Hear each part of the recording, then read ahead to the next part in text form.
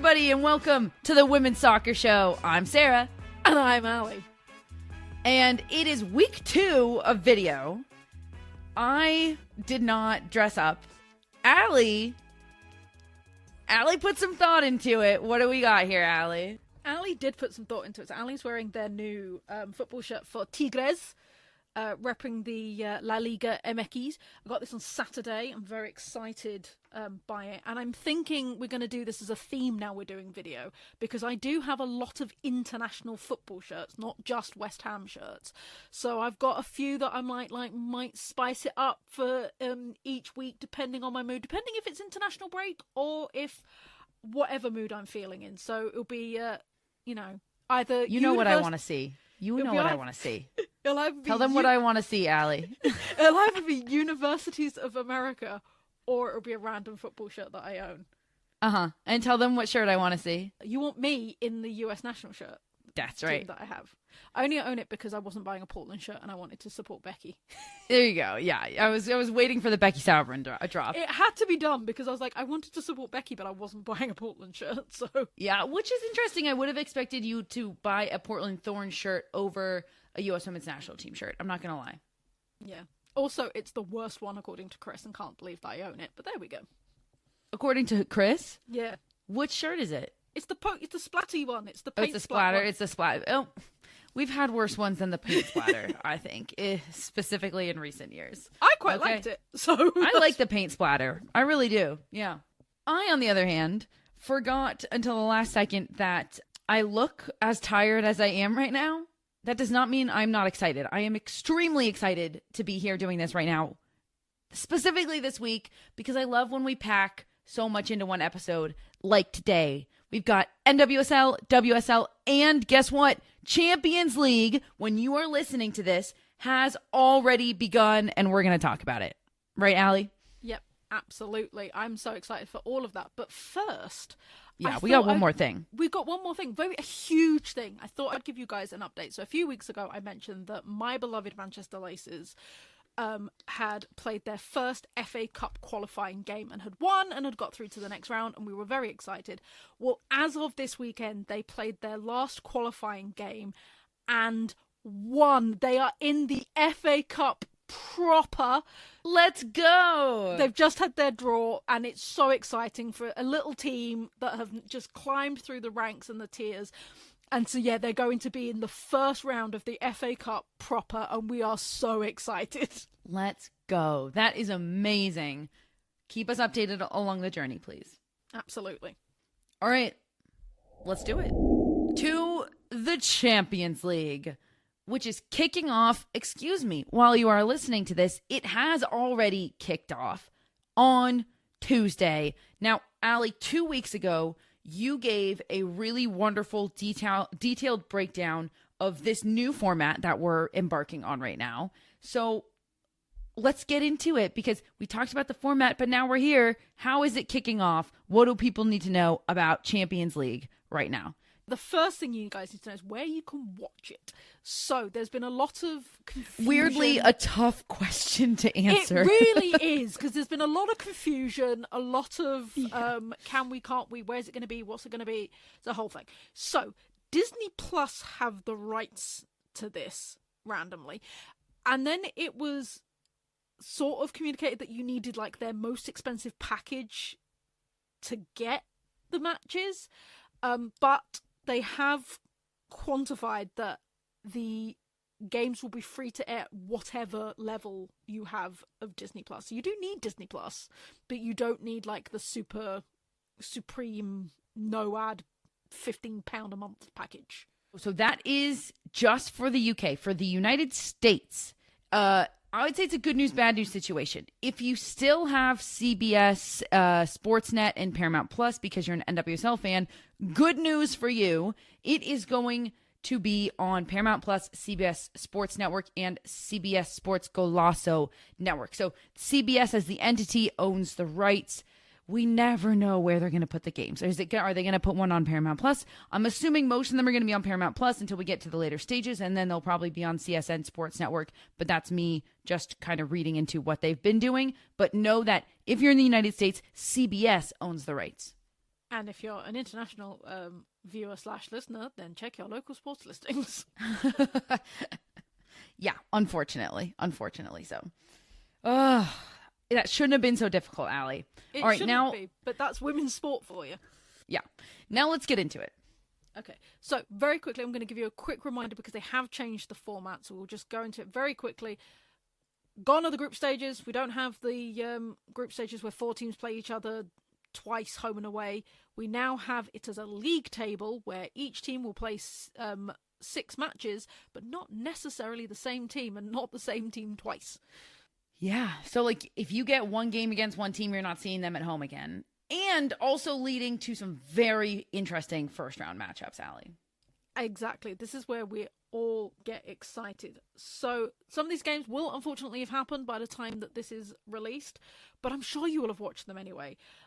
The big one has to be Tuesday 7th, which is Arsenal versus Lyon. Yeah. Oof. It's a tough Tuesday for Arsenal. It's going to be a tough Tuesday for Arsenal. It's a big one for Arsenal because Lyon are in great form right now. They are unbeaten in the league. They are smashing the league. They just smashed PSG 6-1.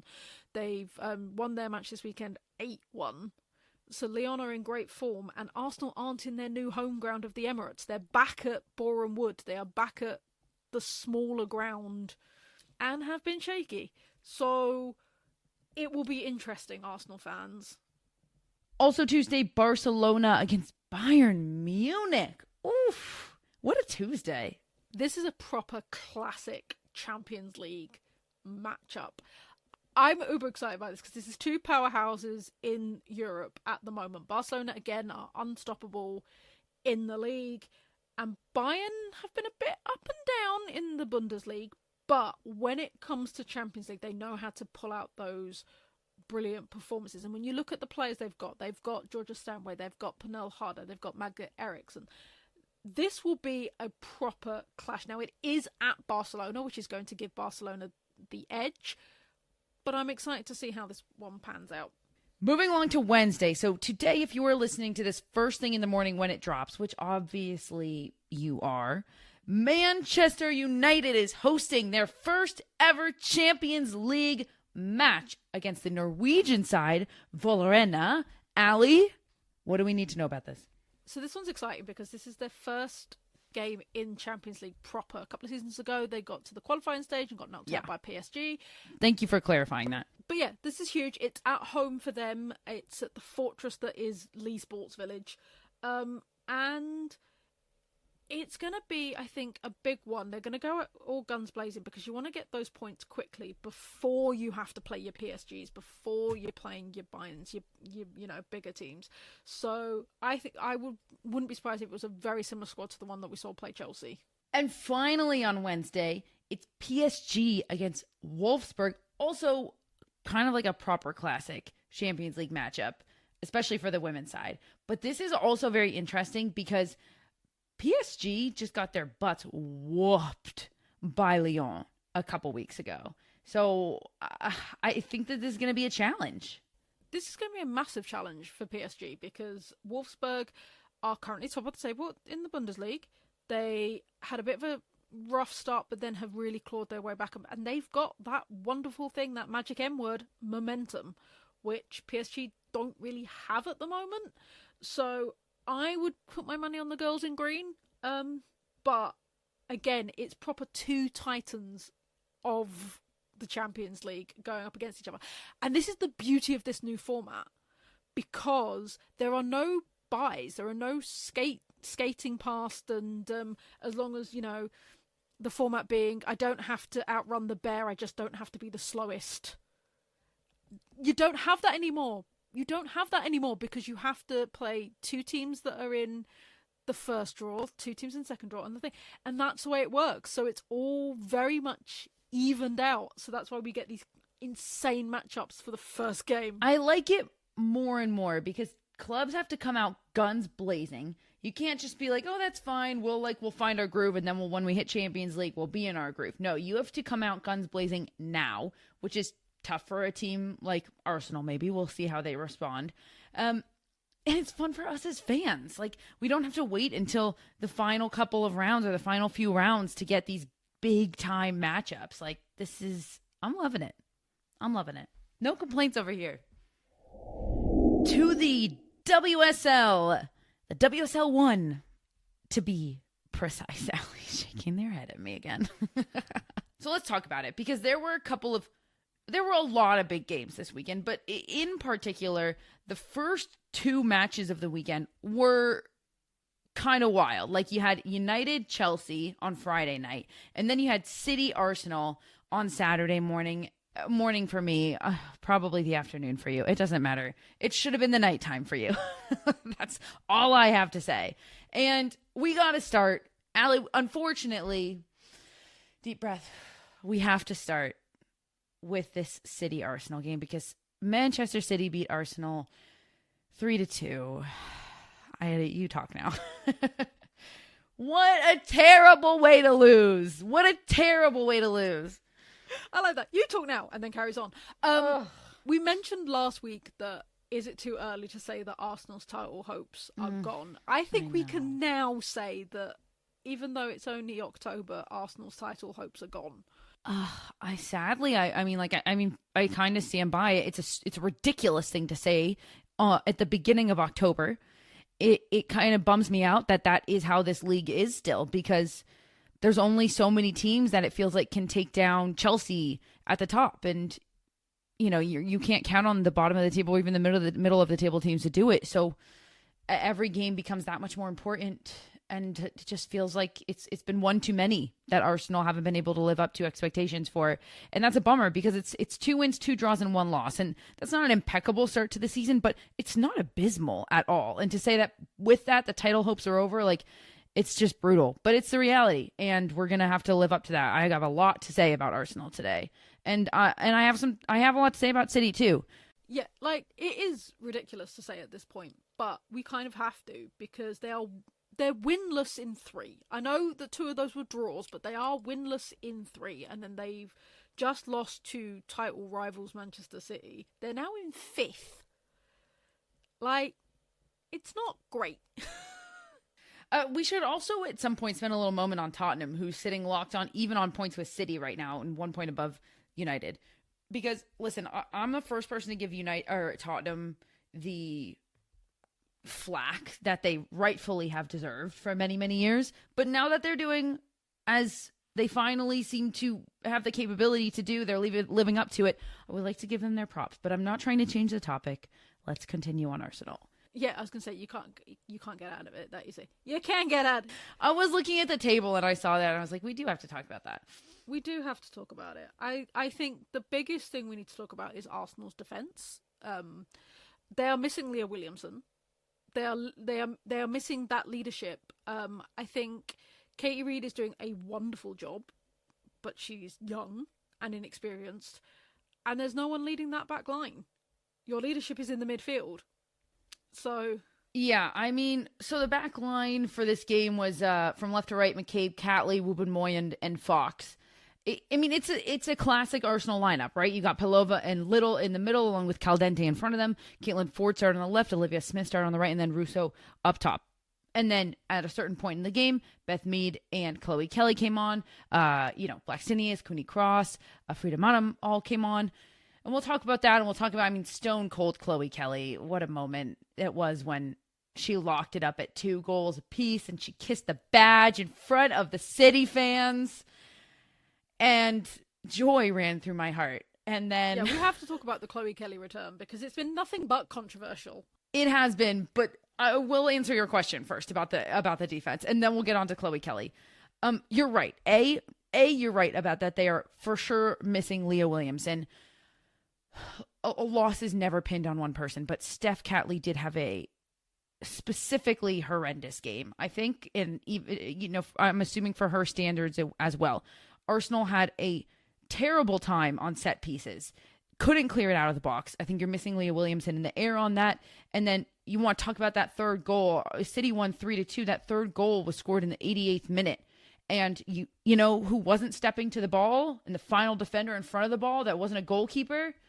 Steph Catley. And that's the moment where you throw your whole body forward and you don't tuck your arms behind your back and jump in the air from, 6 feet away. You just don't. And again, I'm not trying to pin this on her. I think that that's kind of like a microcosm of how the entire defense was the entire time for Arsenal. And you're right. Maybe it is a defensive problem because they can score goals. We should take a look at this. They've allowed 6 goals in 5 games. They've scored 12.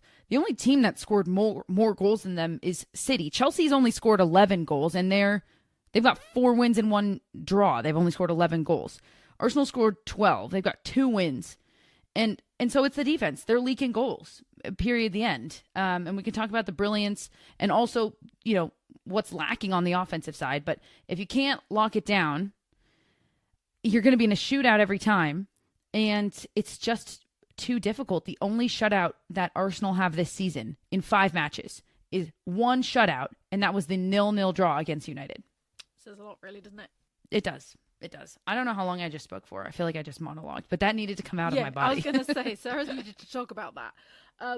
Let's talk about the Chloe Kelly of all, because it has been nothing but controversial. Obviously, she came off the bench. She was getting grief from Man City fans all game, being sat on the bench, and then came on. Obviously, it's written in the stars she would score.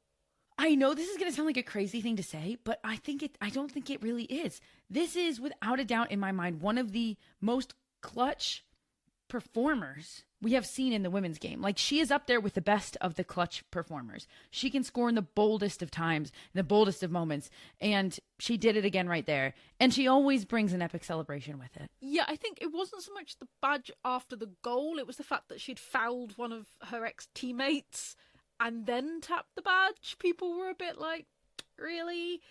And then, again, I think that they were pretty mad that she kissed the badge. But also, hubris, my friend. And kind of showed it to the stadium, too. But in true British style, hubris got her because they didn't get the 3 points. I don't think that that's hubris, though. Like, I want to be no, it's not. I want to be very careful about this because it really pisses me off when any female soccer player does something like that and it's called hubris. It's not hubris. Whether they won or lost, that's not hubris. She created that moment. She put it away. She celebrated it. Congratulations. Celebrate that. It's a bummer that Arsenal ended up losing, but that was not a hubris thing for Chloe Kelly to do, in my opinion. Do we both know what hubris means?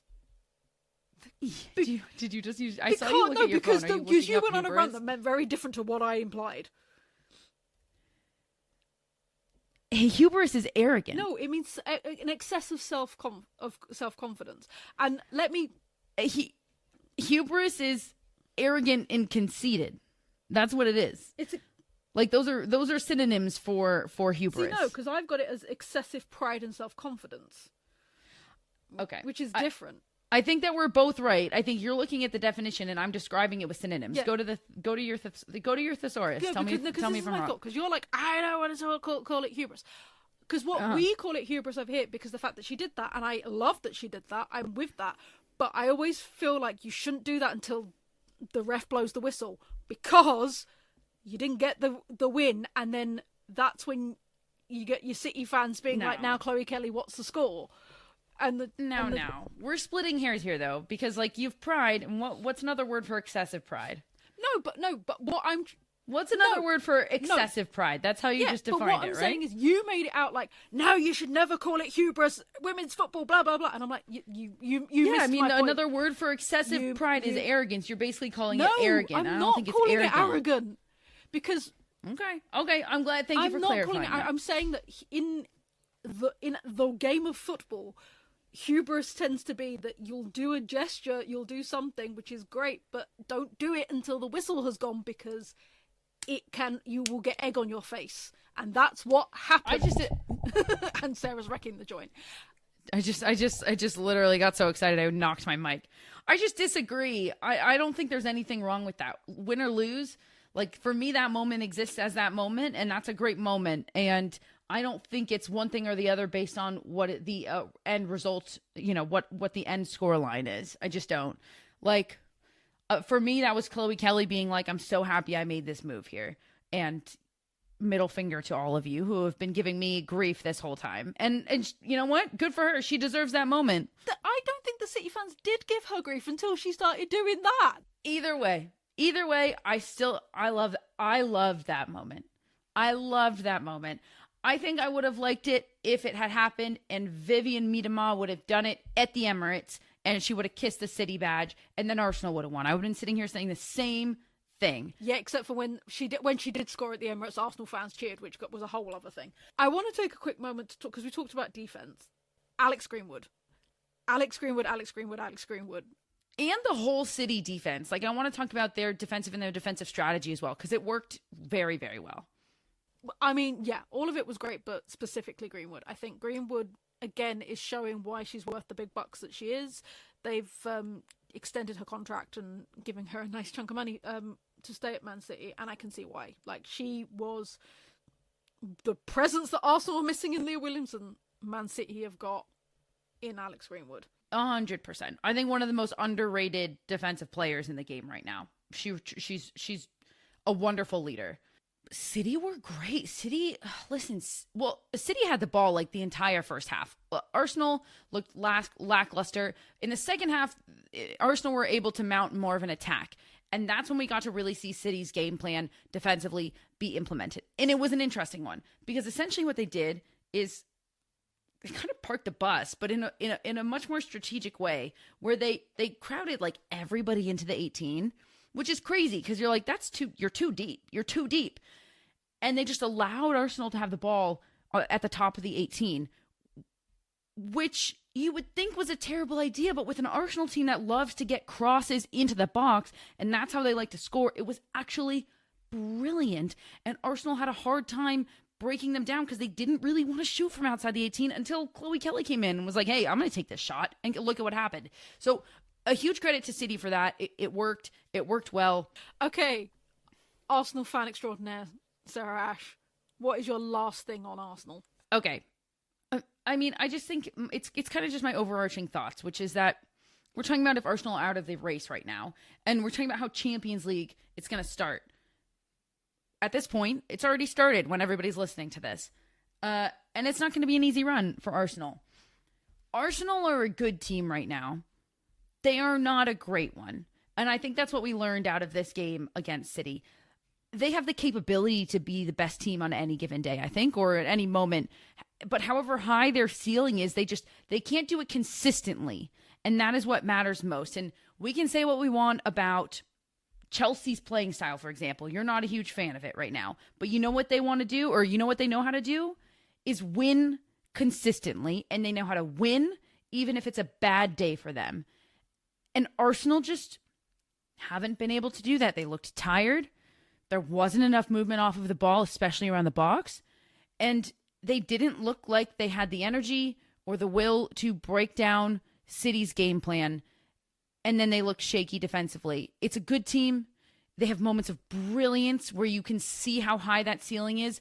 But to be a great team, you have to hit it consistently. And that's been the problem with Arsenal over these years. And it still is, unfortunately. Yeah, I saw someone say that it's the same as what was under Jonas. Nothing's really changed apart from who's now... I mean, I think that the ceiling's higher. Like, I think that they can get to a higher level of play with Renee. But the inconsistency is still there. And that's really upsetting, for sure. Especially coming off of a Champions League win. But hey, maybe they got that Champions League hangover. Who knows? All right, should we do the other game? Yeah, let's talk about the other Manchester team. Let's talk about Manchester United versus Chelsea. For anybody who doesn't know, that game ended in a draw 1-1. So both teams remain unbeaten, but it has ended Chelsea's winning streak of this season. I would say, having somebody who watched a lot of Manchester United last season, this was the best I have seen Manchester United play. They were up for it. What have they improved upon? What did you see where they were able to elevate?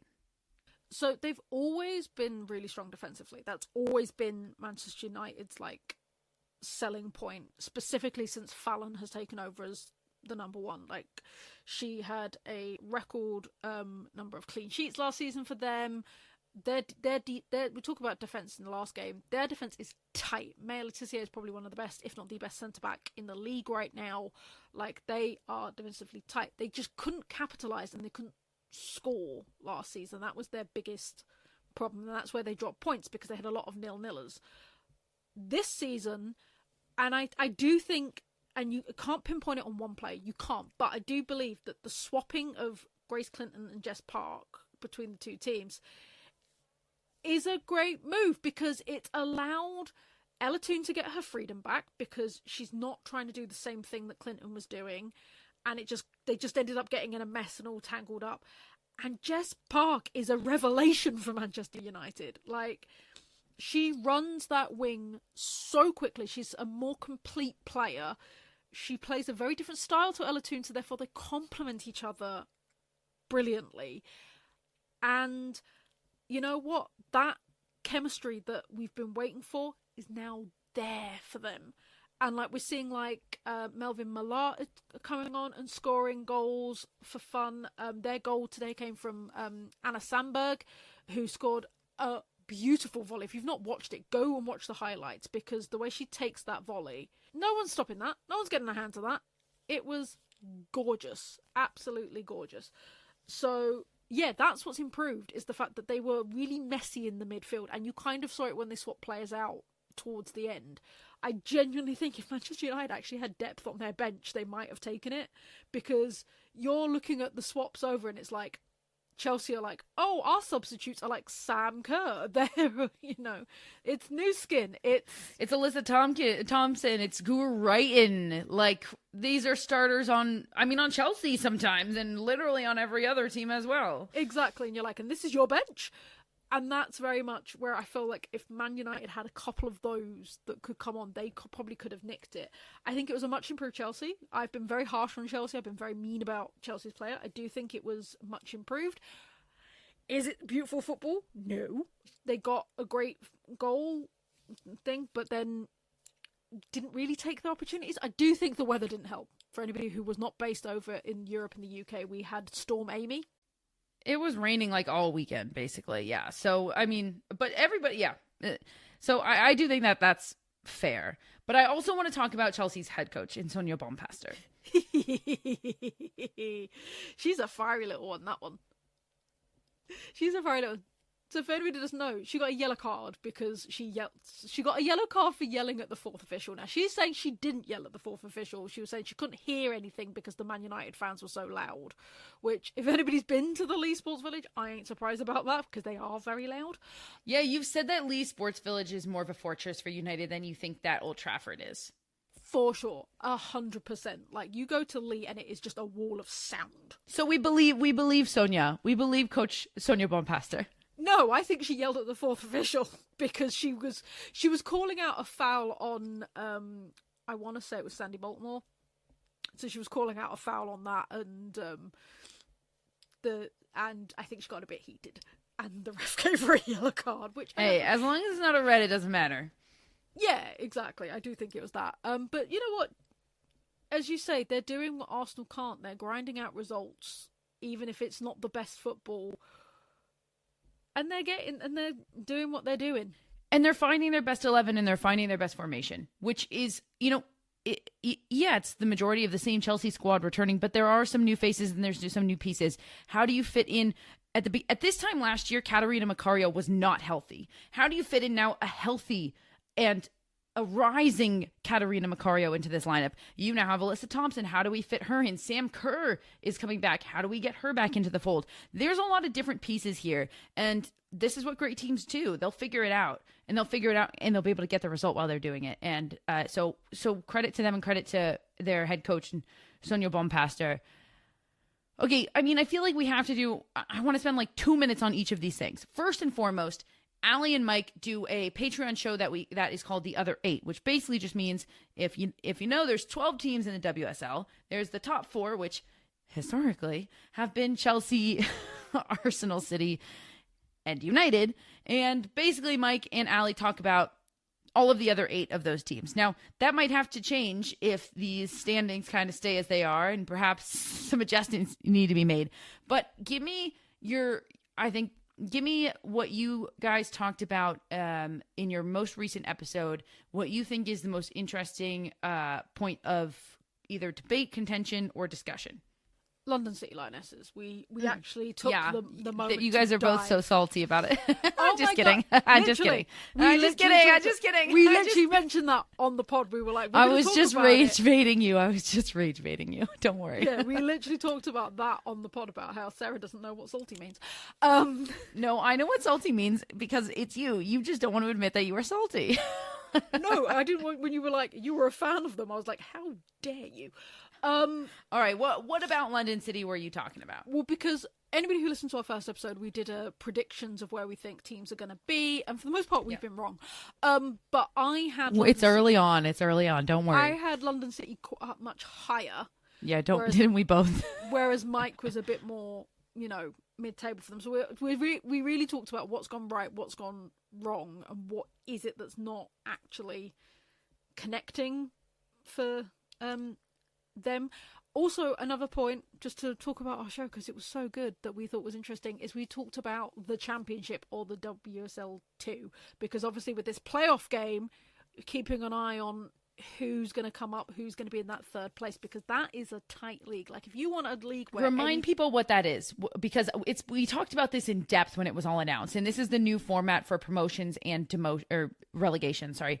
But let's just remind people quickly what's going on. Like, what's at stake this season, because it's new, and next season as well. It is new. So this season, 2 teams will get promoted automatically. That's just going to happen. So it's going to make a 14-team league for the WSL, which is what we have been crying out for so long. And then instead of instant relegation for the bottom side, they will be playing in a playoff game against the third place team in the Championship, and whoever wins that game, it'll either be the team stays in the WSL or the third place team will go up. So we could get the same 12 plus the top 2 of the Championship, or we could get the top 3 from the Championship minus the bottom 1. And then after this year, so that's just for this year, and then after this year, it's always 2 up, 2 down, just to remind people here. And as a reminder, speaking of the bottom 2, right now, Liverpool and West Ham are the only 2 teams sitting with 0 points. Yes. Neither of us had them picked to go down. No. However, the team that we both picked in Leicester City does have 4 points only. So, there's always time. There was always time. All right, speaking of, the last thing I'll say is London City's only sitting 2 points behind Arsenal. I'll leave it there. I think that says more about Arsenal than it does about London City. Okay, the only other thing I wanted to discuss, real quick, Allie, you have 3 sentences. Talk to me about what you're seeing from Tottenham this year. 3 sentences. You don't have to keep it to a tight 3, but, condensed it. I think they've had a good run in. They faltered when they came up against a traditional top 4 team. So I will be, again, I always say this, but I'm interested in December. Mm-hmm. Because when they've played everybody. Nothing starts for Allie in the WSL. And it's like, ask me in January. Nothing starts till January. It's all good. West Ham can be down and out, 0 points, 0 wins, and it'll be still, ask me in January. Correct. Okay. That's going to be maybe the name of this episode. We'll find out. Let's go around the world. Around the world, around the world. To Spain, and Barcelona have scored 31 goals so far in this campaign, just conceding the 1. With their win this weekend, they remain undefeated. Atletico Madrid could only manage a draw this weekend, but they do still remain in second. And to France, Lyon are storming this league after another massive win. They took down Lens 8-1. PSG managed to bounce back from last week's defeat with a 1-0 win. Meanwhile, Paris FC lost their fixture to Nantes, who are now in second. To Scotland, and it was the SPWL Cup this weekend. Round of 16. Great results for all of the Glaswegian teams. They are now through to the quarter-finals. Both Hibs and Hearts also have made the quarters. And finally to Germany. Big wins for Wolfsburg, Bayern Munich, and Eintracht Frankfurt this weekend, with Wolfsburg taking the top spot due to goal differential. However, it was the Cologne vs. Bayer Leverkusen game with the most drama, as it has had to be abandoned due to the home side's floodlights failing due to Storm Amy. WSL time, and we have to talk about playoffs yet again because it's getting exciting. It's getting to crunch time right now. We do have a few fallen soldiers, and Sarah will tell us who they are momentarily, but there was a huge game in playoff progress, which was Racing Louisville versus North Carolina Courage. Racing Louisville took the game 3-1 at North Carolina. So this is huge. So, Sarah, tell us the implications. I mean, this was massive, right? Because before this game, Racing Louisville was just 1 point ahead of North Carolina. And Racing Louisville was in the playoff picture. They were in the top 8. And North Carolina was just outside looking in. So this specifically was a bigger game for North Carolina because Racing were in the better position. Yes, just by 1 point, but still in a better position. So these 3 points or potentially 1 point could have made a huge difference to North Carolina not falling further back with less time to make up ground. And on top of that, it was in North Carolina. So it kind of seemed to maybe be set up for success. But that's not what happened, actually. If you only watch the first 45 minutes of this game, you might be stunned to hear that that's not what happened. And we're going to get into all of that because we're going to talk about this game. But it was Racing Louisville who won 3-1 in Cary, North Carolina. And now, ahead of San Diego, they've bumped up a spot. So Racing are now in 7th place. Remember, the top 8 teams make the playoffs. So Racing are now in 7th place with 32 points. North Carolina are in 9th place. They're still on the outside looking in with 28. And this now puts them a full 3 points behind 8th place. San Diego waver in 8th with 31. And North Carolina are in 9th with 28 points. And that's huge. And why is that huge? Well, because there's only 3 games left in the season. So if they can get a win while San Diego loses, they will be in control of their own destiny. But at this point, now they're on the outside looking in. They need help. So let's talk about the game, because you said first 45 minutes you wouldn't have predicted this, even though Racing were sort of on top, would you say? Or was it all North Carolina? Well, it was scoreless at halftime, and it really, for me, it felt like it was all North Carolina. North Carolina had a lot of the ball, and Racing Louisville couldn't really disrupt their flow. North Carolina had found their flow. It looked really good, but they weren't able to capitalize on it. Like I said, it was 0-0 going into halftime. And an entirely different Racing Louisville came out in the second half. They got really physical with North Carolina, which we've talked about this when we talk about Barcelona and the Spanish national team, is that it sucks sometimes to have to play that way, but when you're playing against a team that's in a really beautiful flow, you just have to do something to disrupt it. And Racing Louisville came out in the second half. They disrupted, and then their goal scorers did what they had to do. Emma Sears had 2, Kayla Fisher had 1, and the 2 of them combined and are combining and have been combining so well. And we have to give credit to Bethany Balser, who came off the bench, got the assist as well on Emma Sears' second goal. That was the 3rd goal for Racing Louisville, who, speaking of, just clutch players, Bethany Balser has always been a very clutch player, and she hasn't gotten as many minutes for Racing. I loved to see that because we've all seen that from her Seattle days. I loved to see her bringing that to Racing. And yeah, it was an entirely new Racing Louisville team in that second half. And North Carolina, they were in it. I feel like I'm painting the picture that North Carolina were down and out in the second half. They weren't. Racing scored first, and then maybe 6 minutes later, North Carolina equalized. And then it was pretty back and forth, pretty even. But once Racing Louisville opened it up, then 2 minutes, 3 minutes, 4 minutes maximum after North Carolina scored second. So it was 1-0, and then North Carolina matched that. And then Racing scored immediately after North Carolina equalized. That's when it felt pretty down and out for North Carolina. And yeah, listen, this Racing team, we talk about playoffs. We talk about teams that, hey, it doesn't matter if you're at the top. What matters is if you have momentum. And this was a Racing team that didn't really seem to have a lot of momentum like 4 games ago. And then 2 wins in a row right now. And they seem to be finding a groove right now, not to jinx them. Well, you've said this about other teams and that you jinxed them, so I'm sorry, Racing Louisville fans, if the Ash curse strikes. I said this about Gotham FC in 2023, and look at what happened. They got the championship, so it's not always a curse. Okay, let's talk very quickly about the teams that are Hunger Games goodbye. So who have we lost in playoff contention? Yes. Well, we said goodbye to Chicago already. That was last week. And this week, we had just one more to the pile, and that's Bay FC, who lost to Portland this weekend. And with that loss, now sit in 13th place with 19 points. Bay FC are officially out. There are 3 games left. There's a maximum of 9 points that they can accumulate from those 3 games. If they win all 3, it's 9 points, but they are 12 points behind that final 8th spot, that last playoff spot. So they are officially out of contention. Utah is not out, but they are on their last breath right now. They can get a maximum of 31 points, and San Diego is currently in 8th place with 31 points. There is a little bit of uncertainty because as of the time of recording, there is a game that hasn't completed yet. Angel City and Kansas City are playing each other, so we don't quite know what Angel City's point total is as things stand because they are still in contention.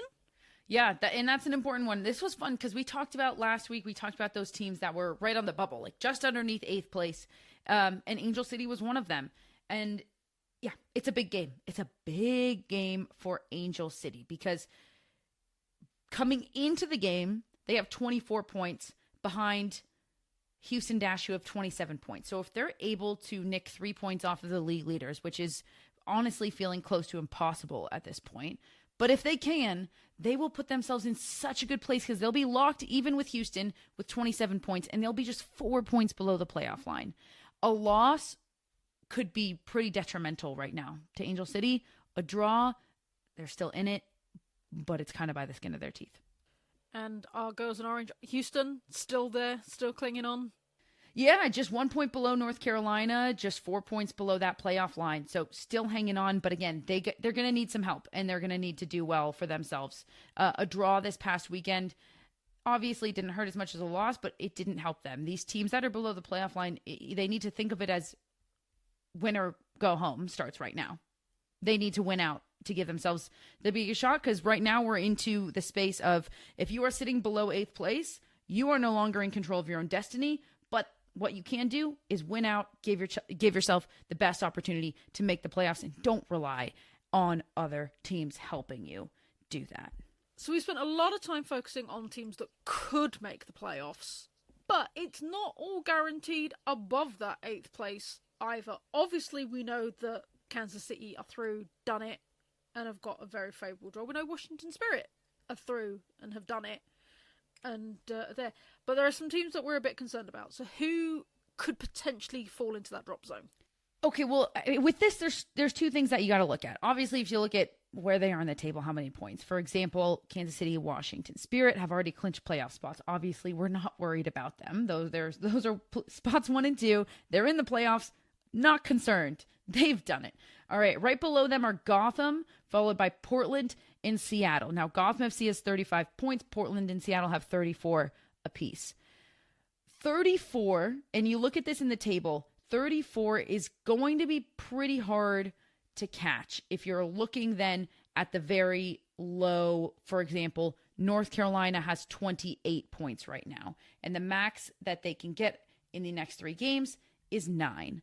So if North Carolina win 2 out of those 3 games, they sit even at 34, which means that even if Portland and Seattle lose out all of the rest of the games, they could still be even with North Carolina if North Carolina win 2 out of 3. So I think that they're in a pretty good place. And on top of that, the second thing that you look at is how well have they done recently. Seattle has only dropped 2 out of the last 5. Portland's only dropped 1 out of the last 5. And Gotham has won 3 of 5. So they're all kind of doing well. If we look at the last 5 and we see a lot of red, a lot of losses, that's a big indicator that, hey, they might fall and they might be in trouble. But I don't think that they are. And so weirdly, how this table is shaking out is that the teams that are in those last 3 playoff spots, 6, 7, 8, are also the ones that aren't performing very well at the end of the season. So they are high risk in my opinion, those last 3 spots are still completely up for grabs. So that's Orlando Pride in 6th place, which is crazy to say. Racing Louisville in 7th. And San Diego Wave in 8th. Because Orlando Pride have won just 1 of their last 5. Racing, yes, they've won 2 out of their last 5, and it was their most recent 2. So if we continue this momentum, and like you said, my curse doesn't hit them, they're going to be fine. But 3 weeks ago, we were a little concerned. And then San Diego Wave, winless in the last 5. 4 losses, 1 draw. High risk. They have been falling. Shall we look ahead? Because there are some very interesting matchups that are happening this weekend. Specifically, I want to look at Orlando-Portland. Because that's going to have huge playoff implications, because if Orlando lose this one, then they are on that slippery slope. Absolutely. If you look on the other side, then Orlando, 33 points. A win would bump them up to 36 points, which is absolutely massive. Listen to this. If Orlando beat Portland, they will leapfrog ahead of 4th place Portland in points. This is, when we talk about head-to-heads being important, this is why. Because you don't have to hope for help from somebody else. You can leapfrog yourself. So it's absolutely massive. I was going to say, this is the proper, in your own hands, control your own destiny. Win this game and your playoff journey gets easier. Lose this game and it's just got a whole lot of hell harder. Another big game, I would say, even though one team has already qualified, is KC versus Gotham. Because again, it's going to be fun. There's a nice rivalry coming on between these 2 teams, which I am quite enjoying. But again, even a draw for Gotham is going to help.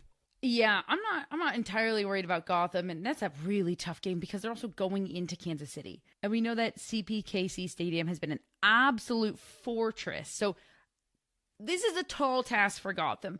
I'm going to mark this as, if you go in here and you can win this game, we are in great shape for the playoffs. I think for Gotham, the mentality here is, let's take this as a test run, because if we're going to go into the playoffs and we want to win this whole thing, guess who we're more likely than not going to come up against at some point? It's the number 1 Kansas City.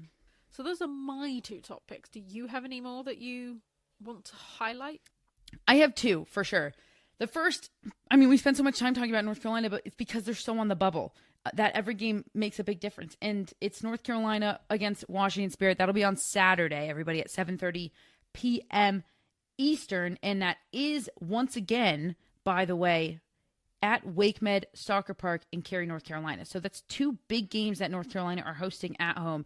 Obviously, again, a very tough opponent. But you have your home field. It's a big game. We'll see what can happen. Again, huge implications. The more points that are on the table that North Carolina don't take, the harder it's just going to get. So obviously that's, a very obvious statement, but that's just where we are in this table right now. And then the other game, we're talking about teams just below the line, and we're talking about head-to-heads, Angel City and Houston. In my opinion, whichever team loses this game is done. If it comes down to a draw, all things are off the table, and it obviously... all bets are off. It's still kind of up in the air, and it obviously also depends on how North Carolina does. But if one team comes out on top, and I think specifically if Houston wins, because Houston are right now, we already talked about this, I think. I might be repeating myself. They're 3 points ahead of Angel City in the table. So if Houston take this 3 points over Angel City is all but done. Angel City need this. This is a more important game for Angel City. If Houston can take this, and let's say North Carolina lose to Washington, hey, baby. I don't know. It's gonna be NWSL chaos. This is what we were looking forward to. Yeah, exactly. And that's it for us here at the Women's Soccer Show. As a reminder, head over to patreon.com/the WOSO Show to check out our Patreon. The other 8 show that we mentioned on this episode between Allie and Mike. We'll be throwing more and more up there on a weekly basis. And it's the cost of a cup of coffee. And that's only every month. It's not even a cup of coffee every week. It's a cup every month. Okay? That's all. So head on over there, and we'll see you next Wednesday. That's it for us here at the Women's Soccer Show. Thanks so much for tuning in. As always, I've been Sarah. And I've been Allie. Thanks, everybody. Good night.